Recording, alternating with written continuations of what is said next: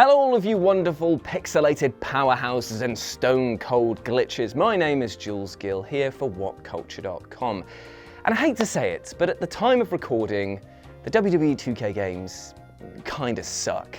I mean, the rush development cycle and the swathes of staff leaving the development team have meant that WWE 2K20 was one of the worst handling and worst received entries in the entire franchise. Now true, it is slowly recovering, but it's an issue that a series that's been going on for as long as this shouldn't be facing. And by the time that it's actually fixed, the likelihood is that the new one will be gearing up for release.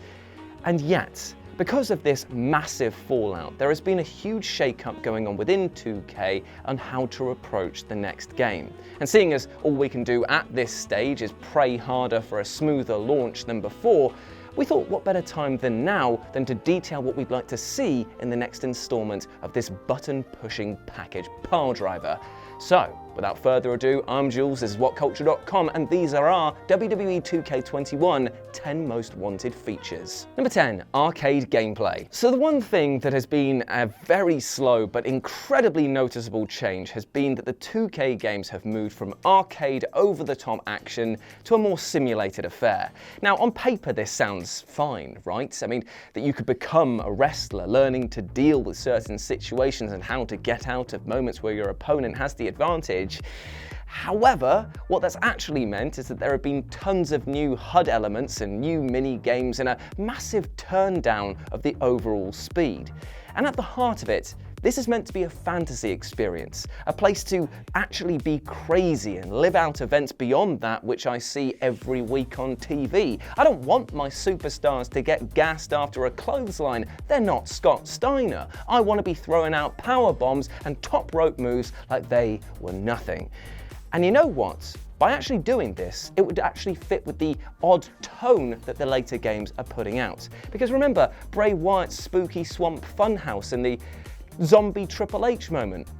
Those were concepts that were utterly mad, but they were brought crashing down when a supposedly reanimated corpse moved around like an actual reanimated corpse. That is not fun, and we demand fun, 2K. Number 9, create a weapon. Now this could be tough, but it would be something that would be totally fresh, and let's face it, 2K21 needs a good hook. In fact, that's actually what my weapon would be, a hook. Creator modes have always been a point of fascination in wrestling games, and it's easy to see why. Building your own wrestlers, arenas, championship belts, movesets, stories, and more is a laugh, and one that allows fans to import arenas of forgotten time or bring a wrestler into the fore that isn't even on the WWE's radar. Hell, you could live out the Wednesday Night Wars with these features, and who doesn't want that? And leaning on a gimmick like a custom weapon might not actually be a terrible idea for the dev team these days, because if you boil it down, we as fans, we want violence and we also want to feel involved in the process. So why not allow them to make a baseball bat covered in spikes or a shopping cart with knives just stuck all over it with duct tape? Just because how is that any worse than throwing somebody off the Hell in a Cell cage or setting them on fire? How is that any worse? And plus, tell me that you wouldn't want to play a game that feels like wrestling meets Dead Rising. You are welcome, 2K, for the insane amount of money that I've just made you. Number 8, war games. There are zero acceptable excuses that 2K and Visual Concepts could make for why war games hasn't already made its way into the lineup in 2K20. The old NWA WCW favorite has been on the wish list for years, and the need to play it in-game has only been heightened by the fact that the WWE have actually brought it back for NXT TakeOver Specials. Now, WWE has produced 3 War Games matches since 2017, and it has not been in any games. Why? Oh, what's that? Because it's something new and your dev cycle doesn't allow you to use anything other than assets from 2013. Well, maybe you should stop trying to change the cameras on wrestlers' intros and actually try making something new for a change that people have actually asked for. Hell, I can't believe I'm saying this, but even if you used it as a piece of DLC, you would make a ton of cash. So why turn that down? That is money left on the table. Therefore, War Games needs to be included in WWE 2K21 as double ring, double cage mayhem is perfect for gaming. Think of how sweet that on-the-couch multiplayer would be with fans and just friends just sitting there, just smashing around. I'm annoyed that it's not in there. Number 7, year in review fan service. Becky Lynch beamed with pride as she held both the Raw and SmackDown women's titles aloft WrestleMania 35. Brock Lesnar smugly smiled as he smashed through cherished champion Kofi Kingston on SmackDown's Fox debut. Drew McIntyre looked like he was having the time of his life after winning the 2020 Royal Rumble. These sorts of moments should be replicated through the 2K series, but they never are. At some point, 2K randomly made the choice to abandon real-life storylines in favor of fan-made ones, or like the Universe mode, or older ones in Showcase mode. And these are fine to have at one's fingertips, but it's really quite bothersome that 2K Games routinely just skims over what actually makes fans invested in wrestling in the first place. We've been watching this all year, so why not some sort of year in review mode that would actually placate the need to relive the biggest moments from its previous 12 months? If they were clever, they would actually make these into online events that fans could earn pieces of ring gear or taunts or banners from, because not only would they then celebrate the best of the weekly programming, but they would also give fans a reason to stay invested in the game. Again, you're welcome for the money. Number 6, Wrestling History Mode. And speaking of the Showcase mode, this is definitely an idea that needs a bit of a spring cleaning itself. Now, whilst it is great to look back through isolated examples like Daniel Bryan's career and the evolution of women's wrestling under the WWE's umbrella, there is an awful lot of history that has just been left by the wayside. And I'm not talking about the times that the company has just out and out lied to us, because it does that a lot and tried to rewrite history. No, I'm talking about the better times, things that were actually huge that we just have never actually explored. In fact, thinking about it, a wrestling history mode could borrow the same event-style setup that I mentioned in the previous entry, and could even be used to advertise or cross-promote events, videos, documentaries that are coming up on the WWE network. It's strange that events like the Mega Powers imploding, the barbershop breakup, and Ric Flair's move to the WWF have never even got a whiff of action in the games, but they could make for condensed history lessons that older fans would love and newer fans they could learn from. Number 5, new camera angles. Now, fans who watch the WWE programming weekly will know that production supremo Kevin Dunn, he really doesn't like lengthy shots. In other words, camera angles change at the blink of an eye, often missing things that make the action much more enjoyable to watch. I mean, little things like, the impact of a kick, or a crowd reaction, or the entirety of Edge's return at the Royal Rumble. Jesus Christ, mate. Fan footage had to save you on that. And yet 2K's games don't have this problem, because every shot can be micromanaged. And yet, all they seem to do is stick to the hard cam, which leads to this question: what's the point of spending ages creating flashy new arenas if you only see them during entrances? Therefore, some new angles are definitely needed in 2K21. I mean, having complete freedom of the cam would be nice, at least in a single player, because that would be cruel to your mate if you're playing online with them. But anyway, imagine being able to see the action play out from the commentary desk or up in the nosebleeds. It'd make for some interesting visual difference and even some comedy challenges should you want to truly test yourself. I think I've pulled off a move there. The two ants are smashing against each other. I've lost. Sick. Number 4, commentary that actually works. And speaking of the commentary desk, 2K are going to have to fix their talk tracks, as at the moment they are more broken than Matt Hardy.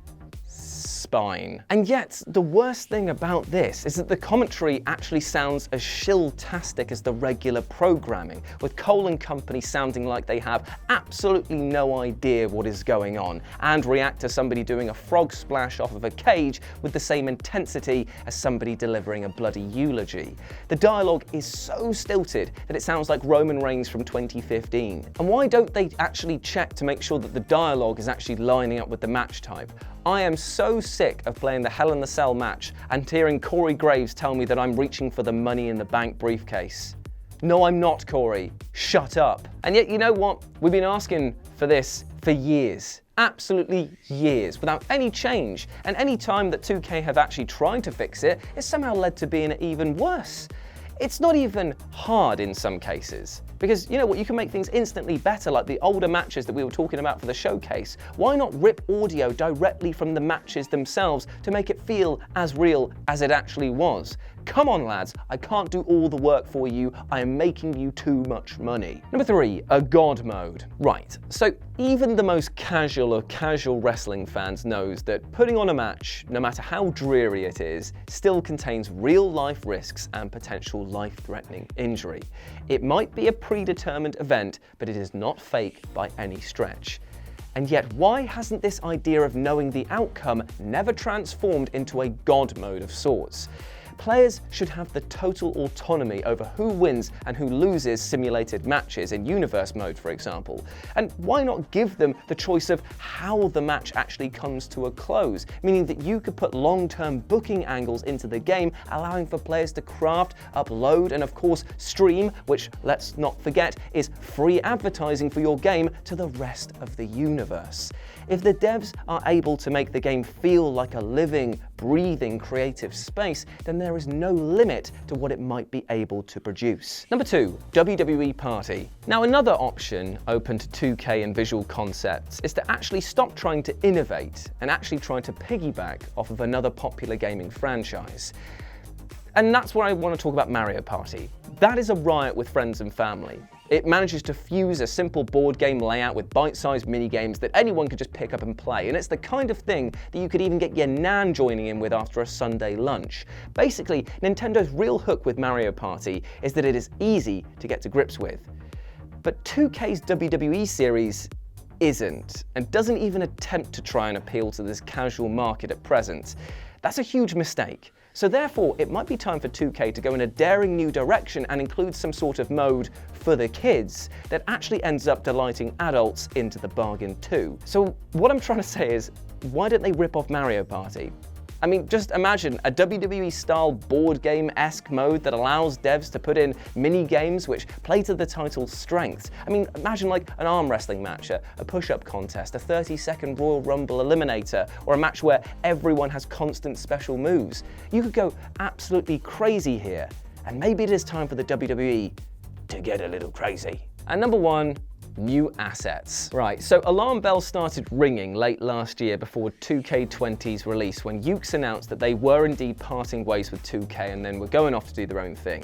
So 2K scrambled and bought Visual Concepts, and they did their best with what meager amount of code that Yuke's had left on their servers.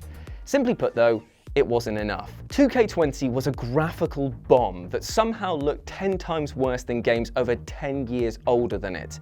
So in 2K21, they're going to have to build new assets and, wait for it, actually come up with new animations, models, and graphics that don't rely on ancient templates.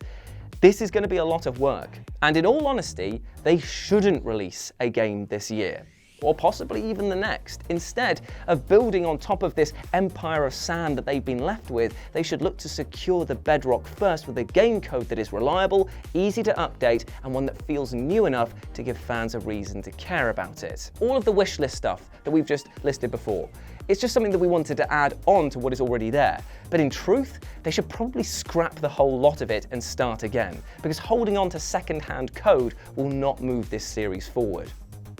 Tell me I'm wrong. And there we go, that was our wish list of the 10 most wanted features for WWE 2K21. I hope that you enjoyed that, my friends, and please put your lists down below of what you would like to see on this future game that we'll probably inevitably end up buying anyway, because we're all suckers. And if you want to follow this sucker, you can do so at RetroJ with a 0 over on Twitter, or check out my board game channel, which is called Live and Let's Dice. Yes, I know, I'm a nerd. What a surprise.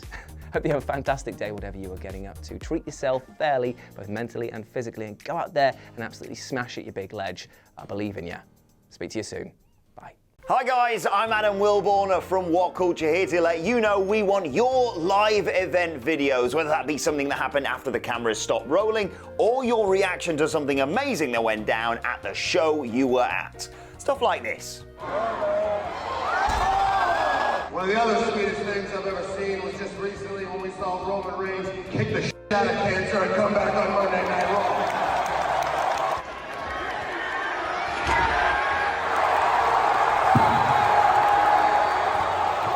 Wilborn! Still a work? Still a work, it's still a work! So make make sure you send them to us in all the usual ways. You can tweet them at us, you can send them to us on Facebook, you can email them to us. Hell, if it's your sort of thing, you can stick them on a memory stick and post them to What Culture. But the one thing you need to remember is good, bad. Thanks for watching. Bye.